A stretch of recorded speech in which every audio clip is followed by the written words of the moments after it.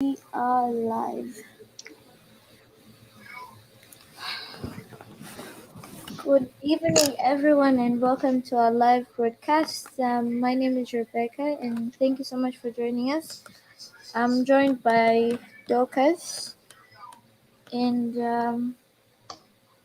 tonight we'll be discussing myths surrounding PrEP and PEP. So I'll allow Dorcas to introduce herself before we go any further. Alright, my name's Bella Dokes and I'm coming from Muchinga Corridors.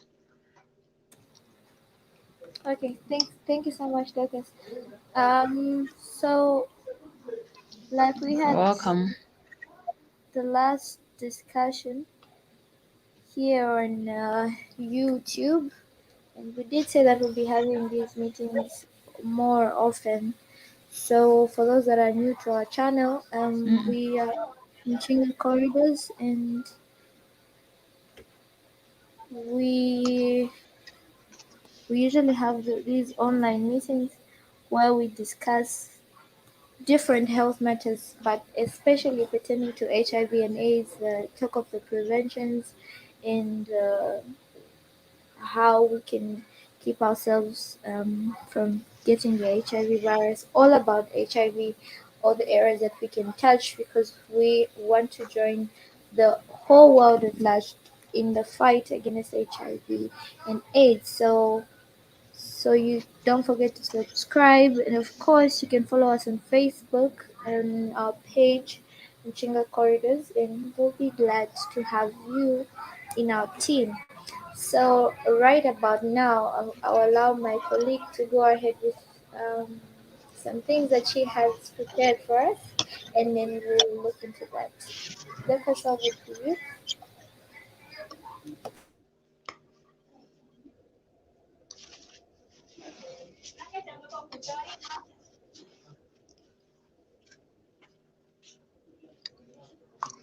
Okay, so this evening we are looking at the myth that surrounds PrEP and PEP.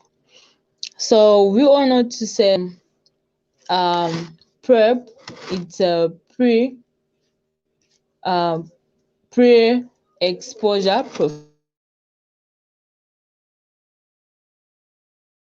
prophylaxis, while PEP is post-exposure prophylaxis.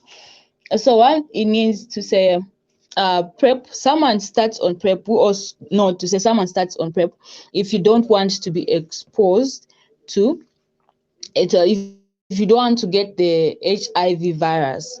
For example, you know to say you are at risk of contacting HIV and AIDS. So to prevent that, you start taking PrEP. If you know to say, for example, I'm just giving an example, I'm going to meet, let's say, okay, I'm going to meet that guy and is good, is HIV positive. So you start taking PrEP so that you prevent yourself from getting the HIV virus. Then PEP, the post exposure prophylaxis, we all know to say it's taken once you are already exposed to HIV virus, but you want to take it so that you can prevent yourself from um getting infected now with the HIV. For example, okay, I've already met this person and this person is already HIV positive. So you are going to start your your PEP, yes, PEP. Or let's say, for example, you know to say if you're working, for example, let's say in the hospital, then it may be in your yes, and you are not certain, or maybe you are sure to say this injection was used on a person who's a non-HIV positive patient. So you are going to start on PEP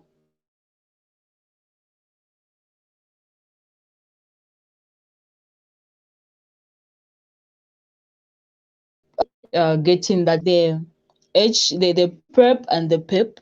So we went through the field together. to ask people what myths, like what prevents you from getting the PEP and the PrEP from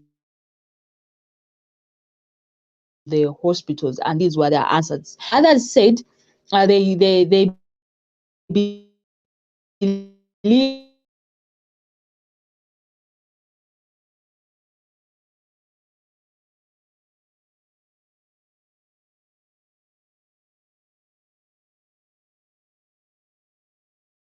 to say PEP, meaning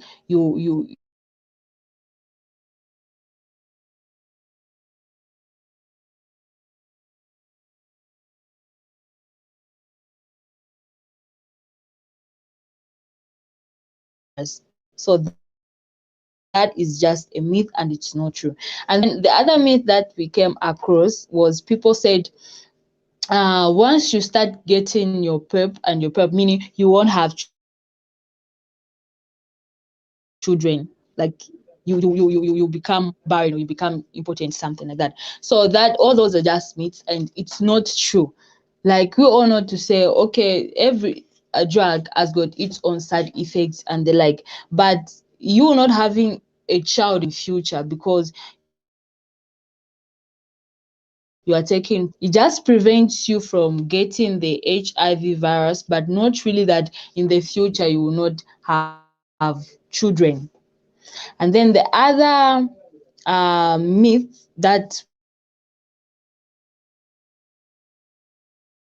we came across that people pointed out to say, okay, once you start taking that virus, I mean, once you start taking that, it means that they said something like it means you are a prostitute or you don't listen.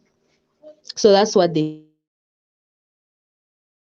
said, to say, and if you start taking that drug, or anybody in the society who we know to say is on PrEP or is on PrEP, meaning they don't listen, they're humanizers or they're prostitutes. So which is not true. It's not every person who takes PrEP or PrEP for the purpose of going to indulge themselves in sexual activities. Others take it just as I've explained it, to say others may take it because they have accidentally been in contact with a person who's a non-HIV person, and they want to prevent it from them acquiring the disease.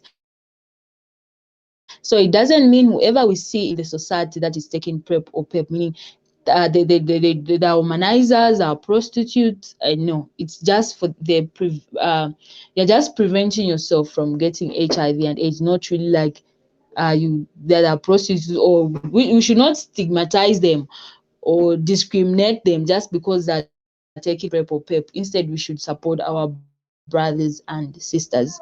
So those are some of the myths that we came across from different people in the society after being asked, what do you think about PrEP or PEP, or what are your myths that are in the society that people think about PrEP and PEP? Over to you, Rebecca. All right, thank you Rebecca, so are much, you there? Dr. Yeah, I'm here. Okay. Okay, so I think she's explained very clearly on some of those myths, and I'd love to drop a question if I may.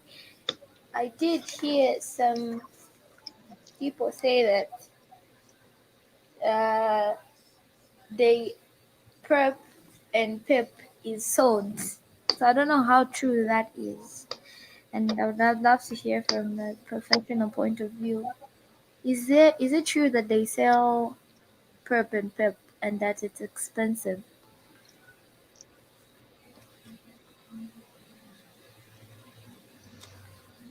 Okay. So on that question, like usually PEP and PrEP, they are not sold and they are not supposed to be sold. It's just like the ARVs, they are not also supposed to be sold.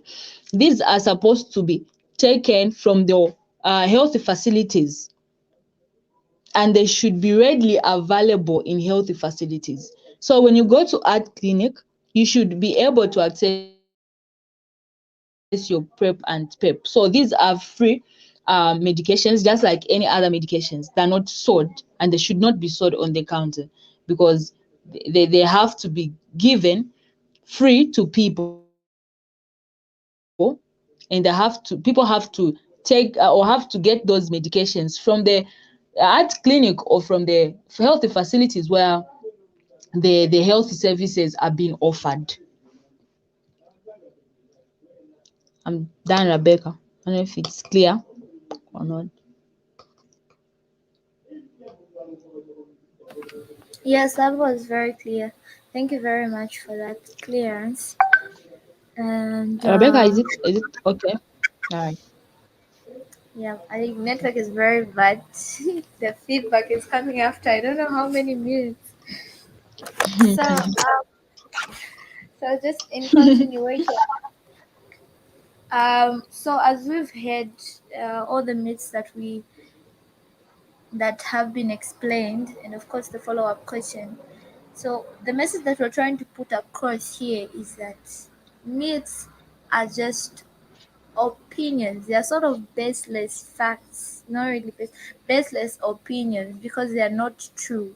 It's like the opposite of the truth. It's a lie. People just make up those things and they start spreading them on the streets for people to hear. So what we're trying to put across is that everyone needs to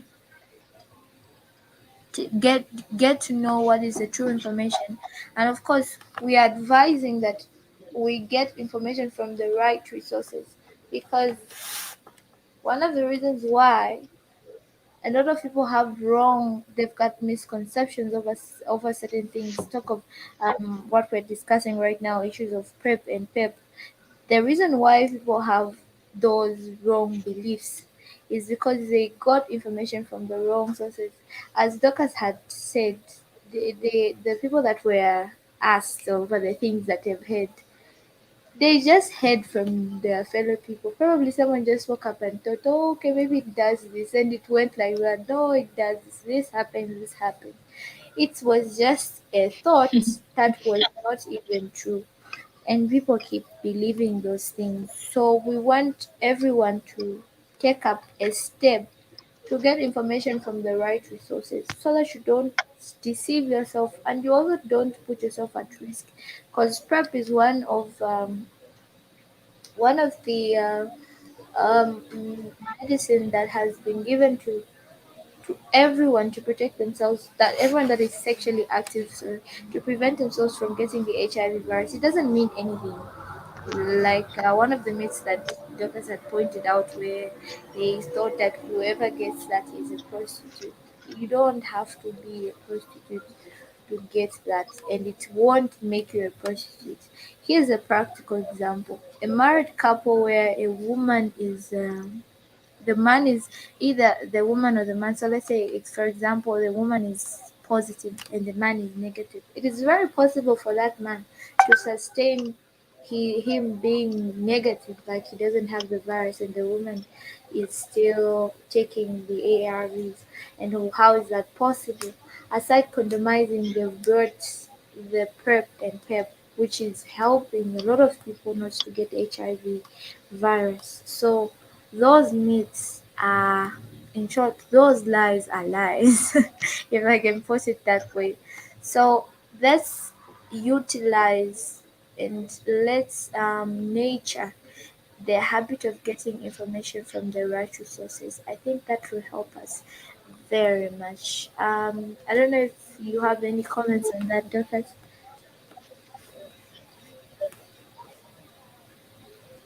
Well, I think the only comments that I have is that let's utilize these medications just like Rebecca has said. There are some people that are married, and you're quite not to say your husband is cheating on you. So, your health is your responsibility. Nobody is going to be responsible for your health. It's your health, it's your body. If you get sick, you feel the pain alone. You feel the Mm, burden alone. So if you know to say, okay, your partner is cheating on you and you're married and there's nothing you can do, sex is something that's put off your husband. So why can't you go to the healthy facility and start your prep, start taking these medications while you're meeting your husband, so that at least by taking such medications, it will prevent you from getting HIV from your husband. Because you can go to the hospital and you can be positive and you can be negative. Not that it has happened, one after the other, because you took that responsibility over your own health. So let's take responsibility over our very own health. So married people, couples, and every person that indulges themselves into sex, let's make sure we utilize these medications and we take responsibility over our own health. I think back to you, Rebecca. That's the only contribution that I had. All right. Thank you so very much. So there we have it. Let's take responsibility over our own health. Nobody's going to come and take that medicine for us. It's up to us to take responsibility. And mind you, when you take that medicine, you're not just protecting yourself. You're also protecting the next person and even generations to come. So whether you're negative or not, we all need to work together to prevent HIV and AIDS, and PrEP and PEP is one medication that can help all of us. So just as Dorcas has said, I couldn't add more. Let's utilize, if we're sexually active or if we're having partners that we do not trust, let's utilize it for our own safety. And a lot of, especially young people, you may be in those kinds of relationship where the man has, or the woman doesn't want this. Like everybody has their own opinion. So when we say, let's say we say no, we'll keep compromising, and then one of you in that relationship does not want to compromise, then what happens? You're at risk because you don't really know what that person is doing outside. You might get the virus, but when you utilize PrEP and PEP, it will be good for you. You don't have to compromise, but then you know that you are under protection. Yes, so I think that is what I can say, and we will call it a night from here. Thank you very much for everyone that have been following the program, and we do have some comments for those that are following.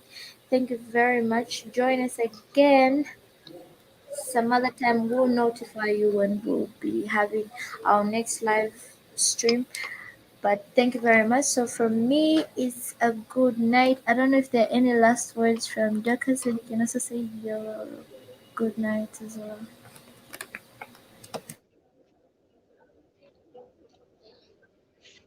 No, it's just a good night and thank you. All right. Thank you so much for joining us. Stay safe, everybody.